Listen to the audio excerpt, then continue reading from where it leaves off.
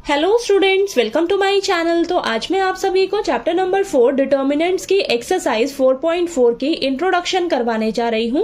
तो बेटा इस एक्सरसाइज 4.4 में आपको एडजॉइंट और इनवर्स निकालने के लिए कहा जाएगा मैट्रिक्स का। ठीक है, तो मैं आप सभी को इस वीडियो में समझाऊंगी कि कैसे हम मैट्रिक्स का एडजॉइंट निकालते हैं और इनवर्स कैसे हमें निकालना है मैट्रिक्स का। ठीक है, तो सबसे पहले हम बात करेंगे एडजॉइंट ऑफ अ मैट्रिक्स की। ठीक है, मैट्रिक्स का हम कैसे एडजॉइंट फाइंड आउट करेंगे, सबसे पहले हम ये समझेंगे। ठीक है, तो यहां पर मैंने डेफिनेशन लिखी है, आइए समझते हैं डेफिनेशन को। देखिए, the adjoint of a square matrix A is equal to Aij of order n by n is defined as the transpose of the matrix capital Aij of order n by n where capital Aij is the cofactor of the element Aij। Adjoint of the matrix A is denoted by adjoint A। तो देखिए बेटा, ये definition क्या कहती है आपको समझते हैं सिंपल भाषा में। तो यहां पर देखिए बोला गया है कि किसी भी स्क्वायर मैट्रिक्स का, ठीक है, स्क्वायर मैट्रिक्स का एडजॉइंट निकलता है। सबसे पहले तो ये ध्यान रखिए आप बात। ठीक है, अब स्क्वायर मैट्रिक्स का एडजॉइंट हम कैसे निकालते हैं, आपने क्या करना है, आपको देखिए स्क्वायर मैट्रिक्स दी होगी। ठीक है, अब उसका एडजॉइंट कैसे निकालोगे आप, सबसे पहले आपने क्या करना है, सबसे पहले उस स्क्वायर मैट्रिक्स के आपने कोफैक्टर्स फाइंड आउट करने हैं। ठीक है, सबसे पहले काम क्या करना है, आपने उस स्क्वायर मैट्रिक्स के कोफैक्टर्स फाइंड आउट करने हैं। जब आपके पास उस स्क्वायर मैट्रिक्स के कोफैक्टर्स आ जाएंगे, फिर आपने उस कोफैक्टर्स वाली मैट्रिक्स का ना ट्रांसपोज कर देना है। ठीक है, दो चीजें करनी है आपने, सबसे पहले कोफैक्टर निकालना है, फिर जब आपके पास वो कोफैक्टर वाली मैट्रिक्स आएगी ना, उसका आपने ट्रांसपोज कर देना है, आपके पास एडजॉइंट निकल जाएगा उस स्क्वायर मैट्रिक्स का। समझ आया आपको कैसे हमने एडजॉइंट निकालना है? और यहां पर बोला है कि एडजॉइंट को हम कैसे डिनोट करते हैं, इससे, एडजॉइंट A से। ठीक है, इससे डिनोट किया जाता है। ठीक, तो यहां पर देखिए समझते हैं। देखिए, मान लीजिए आपके पास A मैट्रिक्स है, ये 3x3 ऑर्डर की मैट्रिक्स है। ठीक है, ये आपकी 3x3 ऑर्डर की मैट्रिक्स है, स्क्वायर मैट्रिक्स है। ओके, ठीक है, ये मैट्रिक्स है।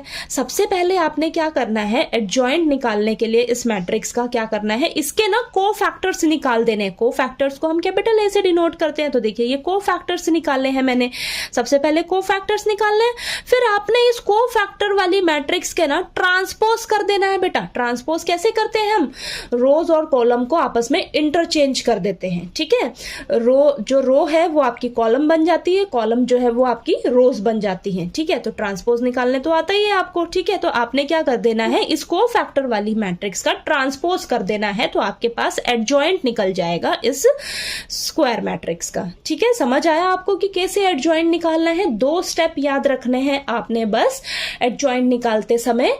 क्या, सबसे पहले तो जो आपको मैट्रिक्स दी होगी स्क्वायर मैट्रिक्स, उसका आपने क्या करना है, कोफैक्टर्स निकालने हैं। ठीक है, कोफैक्टर्स निकालना है सबसे पहला स्टेप। दूसरा स्टेप क्या होगा, कोफैक्टर वाली जो मैट्रिक्स होगी ना, उसका आपने ट्रांसपोज कर देना है। ट्रांसपोज कर दोगे तो जो आपके पास आंसर आएगा, जो मैट्रिक्स आएगी, वो आपकी एडजॉइंट मैट्रिक्स होगी। ठीक है, समझ आया, एडजॉइंट होगा आपके पास उस मैट्रिक्स का। तो देखिए बेटा, आपको अच्छे से क्लियर हो गया होगा कि कैसे हमें किसी भी स्क्वायर मैट्रिक्स का एडजॉइंट फाइंड आउट करना है। ठीक है, तो चलिए हम आगे जो भी इस एक्सरसाइज में इंपॉर्टेंट कंसेप्ट्स हैं उसे कंटिन्यू करते हैं। ठीक है, अब नेक्स्ट हमारे पास कुछ थ्योरम्स हैं, तो इन थ्योरम्स को आपने अच्छे से याद रखना है क्योंकि ये क्वेश्चंस करते समय आपको काम आएंगी। ठीक है, तो देखिए बेटा, थ्योरम नंबर 1 में हमें बोला है if A be any given square matrix of order n, then हमें बोला है कि मान लीजिए आपके पास कोई स्क्वायर मैट्रिक्स है A।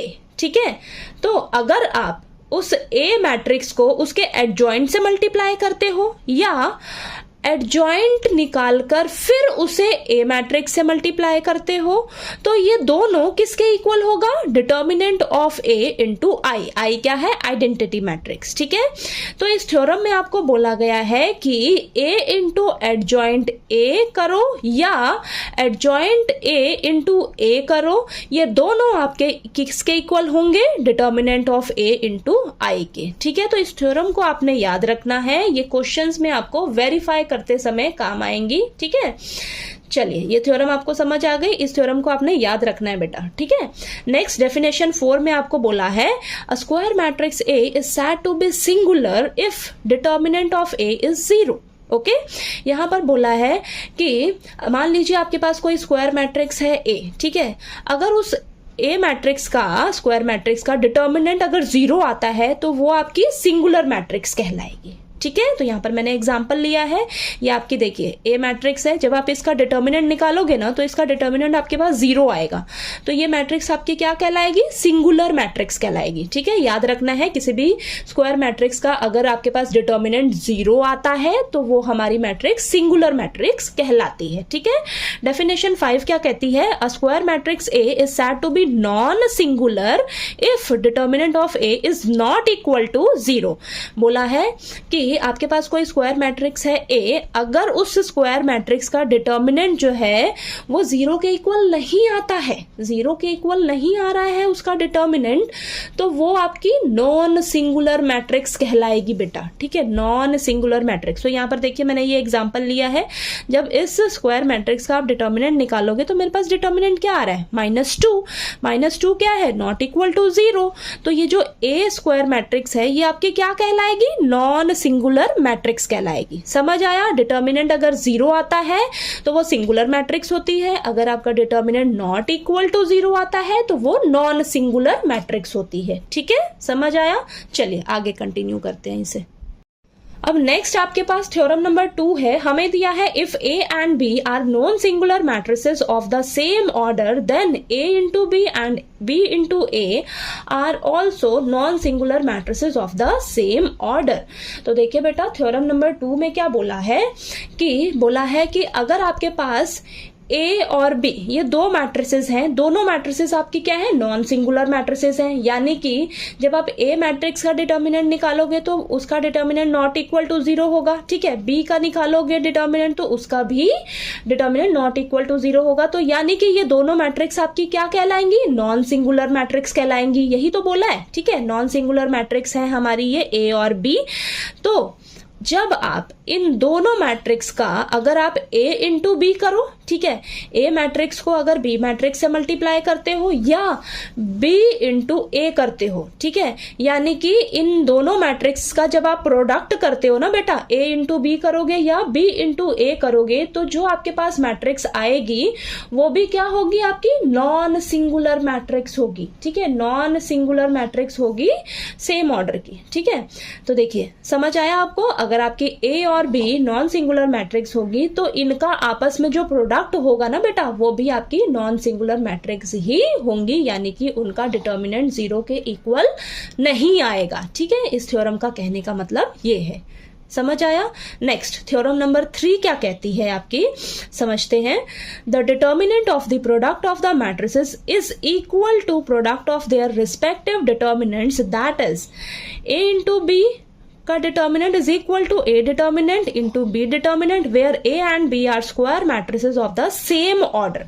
यहां पर हमें बोला है कि हमारे पास दो मैट्रिसेस हैं ए और बी, ये दोनों स्क्वायर मैट्रिसेस हैं सेम ऑर्डर की। ठीक है, तो आपको बोला है कि जब आप इन दोनों मैट्रिसेस का प्रोडक्ट करके उसका डिटर्मिनेंट निकालोगे, जब इन दोनों मैट्रिसेस का प्रोडक्ट करके उसका डिटर्मिनेंट निकालोगे तो वो इक्वल किसके होगा, इक्वल किसके होगा, आप एक एक करके उसका डिटर्मिनेंट निकाल के फिर उसका प्रोडक्ट कर दो तो ये दोनों एक दूसरे के इक्वल होंगे बेटा। ठीक है, समझ रहे हो आप, यानी कि आप इन दोनों मैट्रिसेस को आपस में मल्टीप्लाई करके इसका डिटर्मिनेंट निकालो या इन दोनों का अलग अलग करके डिटर्मिनेंट निकाल के फिर इसका प्रोडक्ट कर दो, ये दोनों बात एक ही है, दोनों एक दूसरे के इक्वल होंगे। ठीक है, तो ये थ्योरम नंबर 3 आपकी ये कहती है। ठीक है, समझ आया, यानी कि दो आपके पास स्क्वायर मैट्रिक्स है, उन दोनों का प्रोडक्ट करके डिटर्मिनेंट निकालो या अलग अलग डिटर्मिनेंट निकाल के फिर प्रोडक्ट कर दो, दोनों बात एक ही है, दोनों एक दूसरे के इक्वल होंगे। ठीक है, समझ आया थ्योरम नंबर 2 और थ्योरम नंबर 3।